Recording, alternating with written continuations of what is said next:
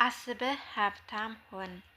ምዕራፍ 1 ሀሳቦች ቁሶች ናቸው። ከቶማስ ኤዲሰን ጋር ሽርክና የሚገባበትን መንገድን ያሰበው ሰው እውነት ነው። ሀሳቦችን ሀብት ወይም ወደ ሌላ ቁሳዊ ነገሮችን ለመቀየር ከዓላማ ቁርጠኝነትና ከጽናትን የሚያንገበግብ ፍላጎትን ጋር ሲቀላቀል ኃይል ነገሮች ናቸው። ከ30 ዓመታት በፊት ኤድዊን ሲ ባርነስ ሰዎችን እንዲያስቡ ሀብታምን መሆን እንደሚችሉ ተረድቶ ነበር። ይህንን ግኝት በአንድ ጊዜ የመጣ ሳይሆን በሚያንገበግብ ፍላጎትን ተነስቶ ጥቂት በጥቂት የታላቅ ኤዲሰን የቢዝነስ አጋር ለመሆን ያበቃው ነበር። ከባርነስ ፍላጎት ዋና መግለጫዎች አንዱ ቁርጠኛ መሆን ነበር። ያ እርግጠኝነት ለኤዲሰን መቀየር ሳይሆን ከኤዲሰን ጋር የመስራት ፍላጎቱ እንዴት እውን ወደ መሆኑን እንደሚቀይር የሚገልጠውን ማብራሪያ በጥንቃቄ ስትመለከት ወደ ሀብት ለሚመሩት 13 መርሆች የተሻለ አረዳድን ይኖርሃል። ባርነስ ይህን ፍላጎት ወይም ይሄ ሀሳብ ግፊት በመጀመሪያ በአእምሮውን ብልጭ ባለበት ጊዜ ሊተገብረው የሚቻለው ሁለት መሰናክሎች በመንገዱ ተጋልጠው ነበር። አንደኛው ሚስተር ኤዲሰን የሚያውቀውን መሆኑ ሲሆን፣ ሌላ ደግሞ ወደ ኦሬንጅ ኒው ጀርኒስ ለመሄድ የባቡሩ የጉዞ ክፍያ ለመክፈል በቂ ገንዘብን የሌለው መሆኑ ነበር። እነዚህ መሰናክሎች ለብዙሃኑ ሰው ፍላጎትን ለማሳካት የሚደረግ ማንኛውም ሙከራ ለመደናቀፍ በቂ የነበሩ ቢሆኑም እርሱ ግን ተራ ያልነበረው ፍላጎት ለማሳካት ቁርጠኛ መሆኑን ከማሸነፍ ይልቅ በእቃ መጫኛ ባቡር ተሳፍሮ ወደ ምስራቃዊ ኦሬንጅ ለመጓዝ ወሰነ። ተመራማሪውና ከርታታው ከዚያ ወደ ሚስተር ኤዲሰንን ላቦራቶሪ አቅንቶ ከተመራማሪው ጋር ስራ ለመስራትን እንደመጣ ተናገረ። ከዓመታት በኋላ ለሚስተር ኤዲሰን ስለ እርሱና ስለ ባርነስ የመጀመሪያ ግንኙነት ሲናገር ተራ ባልተሌ መስሎ ከፊቱ ሲቆም በፊቱ ላይ የፈለገውን ለማግኘት የቆረጠ መሆኑን የሚገልጽ አንድ ነገር ነበረ።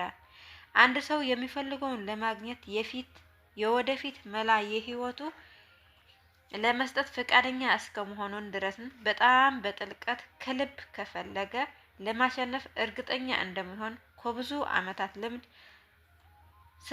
ስለሞከረ ስኬታማ እስከሚሆን ድረስን ለመጽናትን አእምሮውን እንዳሳመነው ስላየሁ የጠየቁ እድልን ሰጠሁት። በቀጣይ የነበሩትን ተግባራትም ምንም ስህተትን እንዳልሰራ ያረጋገጡ ነበር።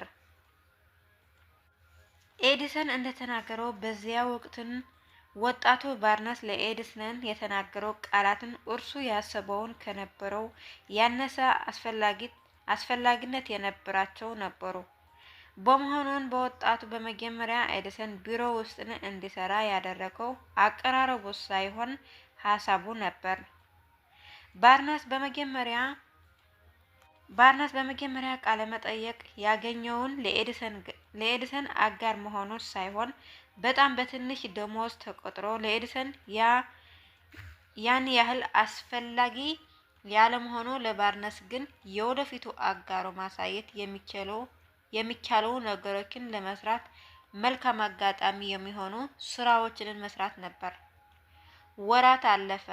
ባርነስ በአእምሮው ያስቀመጠው ወደ እርሱ ውስን ዓላማ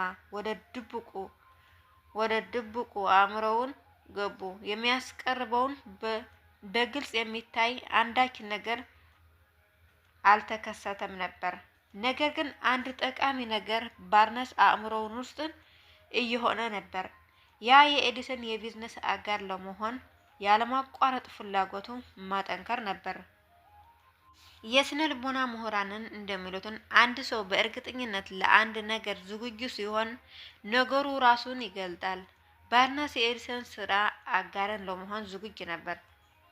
በተጨማሪም የሚፈልገውን እስከሚያገኝ ድረስ ዝግጁ መሆኑን ለመቀጠልም ቆራጥ ነበር። ባርነስ እዚህን የመጣሁትን ኤዲሰን ጋር ለመስራት ነው።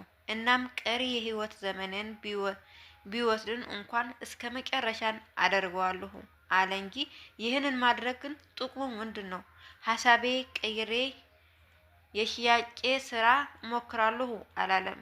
ሰዎች አንድን ተጨባጭን አላማ ቢይዙም ያ አላማ ትኩረታቸውና አእምሯቸውን ለመሙላትን ጊዜ እስከሚያገኝ ድረስን በዚያ ቢጸኑ ምንም አይነት የተለየ ታሪክ ይፈጥሩ ነበር። ምናልባት ወጣቱ ባርነስ በወቅቱ አለማወቅ ይሆናል። ነገር ግን ከፍተኛ ቁርጠኝነት በአንድ ፍላጎት ላይ የቆመው ጽናትን ተቃውሞችን ሁሉ ጥሎ የፈለገውን የነበረውን መልካም አጋጣሚ እድልን አምጥተዋል። ምናልባትም ወጣቱ ባርነስ በወቅቱ አለማወቅ ይሆናል።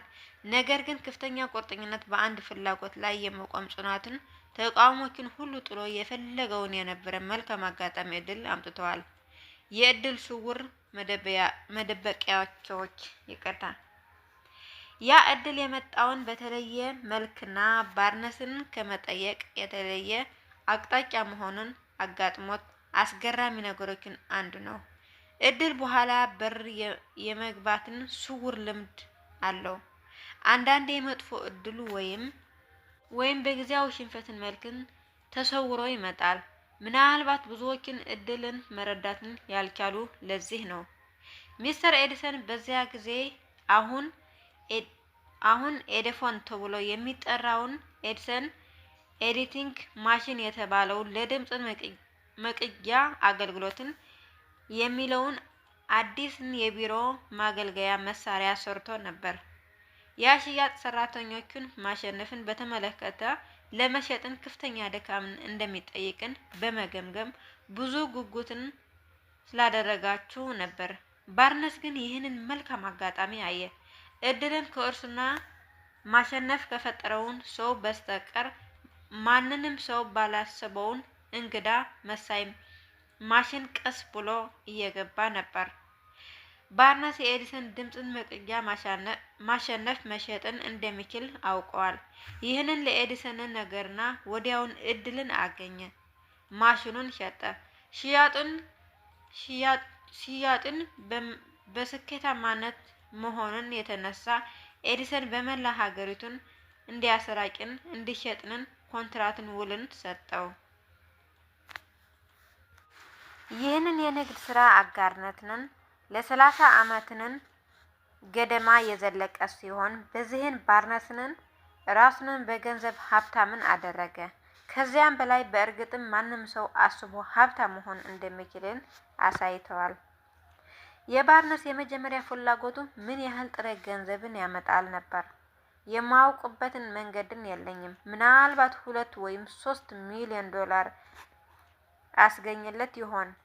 በመጠኑ ምንም ይሁን ምን የታወቀ መሆኑን በተግባርን እንደሚዳሰሰውን አሳየ። ባርነስ በእርግጥን ከታላቅ ኤዲሰን ጋር ወደ አጋርነትን እንደገባ አስቧል። በራሱ ብዙ ሀብትን ፈጥሯል። ነገር ግን ምን እንደፈለገ ከማወቅ አቅምና እስከሚያገኘው ድረስን ለሚፈልገው ነገር ከነበረው ቁርጠኝነት በስተቀር የሚጀምርበትን ምንም ነገር አልነበረው። የነበረው ቁርጠኝነት ብቻ ነው። ለመጀመር ገንዘብ አልነበረው። የነበረው ብቸኛ ነገር ከፍተኛ መነሳሳትና እምነት፣ የማሸነፍ ፍላጎት ነበር። ራሱ በምድር ላይ ከኖሩበትን ቁጥር አንዱ ታላላቅ የፈጠራ ሰዎችንን አንዱ ያደረገውን እነዚህ የማይዳሰሱ ኃያላት መያዝ ነበር። አሁን በርካታ ተጨባጭ የሆኑ ሀብታም የመሆንን አጋጣሚዎችን ኑሮዎትን ሊደርሱበትን የሚፈልጉ ግብን 3 ጫማ ርቀትን ሲቀረው በማቆም ምክንያትን ሁሉንም ነገር ያጣው ሰው ታሪክ እናጥና። ከወርቅ ክምር 3 ጫማ ሲቀረው እጅግ በተለመዱ የውድቀት ምክንያቱን አንዱ ጊዜያዊ ሽንፈት ሲያጋጥመን የመተው ልምድ ነው። እያንዳንዱ ሰውን አንዱ ወይም ሌላ ጊዜ ይህንን ስህተትን ይሰራል።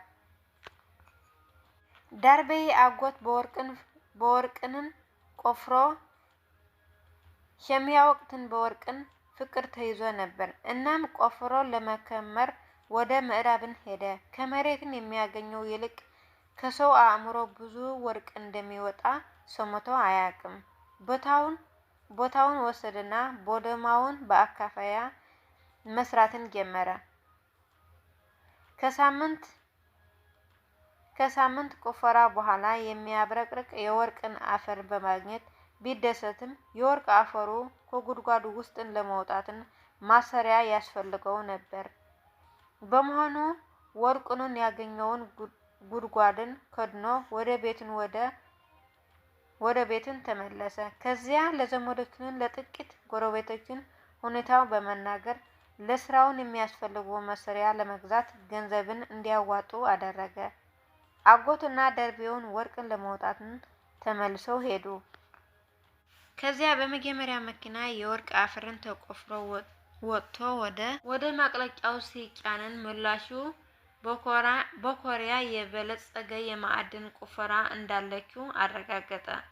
ስለዚህ ጥቂትን ተጨማሪ መኪና ሙሉ የወርቅ አፈርን በድሩን ይከፍለዋል። ከዚያ ትልቅን ትርፍንን ይዘዋል። በዚህን እምነትን ቁፋሮው ቁልቁል ሲወርድን የደርቤና የአጎቱ ተስፋ ወደ ላይን ወጣ። ከዚያ ግን አንዳች ነገር ተከሰተ። የወርቅ አፈርን ምልክትን ጠፋ። የተስፋዎችን መጨረሻ ደረሰ። የወርቅን ክምቶችን እዚያ አልነበረም። በእልህ ዶማውን ምልክቱን ለማግኘትን ቆፈረ። ኮንቱ ጥረት።